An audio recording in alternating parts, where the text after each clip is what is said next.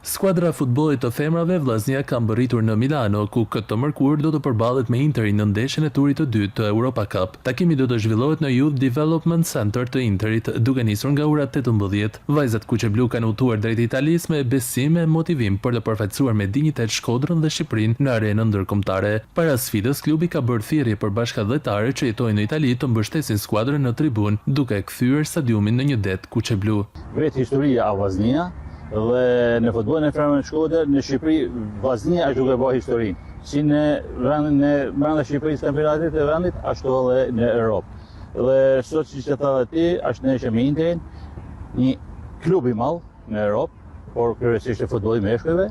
Na e dina, sepse futbolli në Itali, futbolli femrave në Itali është shumë i zhvilluar, më shumë se në Shqipëri, por gjithsesi na nuk i mëdresojmë asnjë ekip, ja do bëjmë lojën tonë. Jena pregatit për këtë ndeshje dhe nuk kena për turizëm, por kena për një rezultat pozitiv, sepse siç dihet, kjo janë dy ndeshje me vajtë e ardhe, kjo është ndeshja e parë. Si çdo ndeshje tjetër e Europës, se presim më shumë emocion, jemi përgatitur mjaft mirë taktikisht, duke pas parasysh edhe tri vajzat e reja të fundit që kanë ardhur në ekip.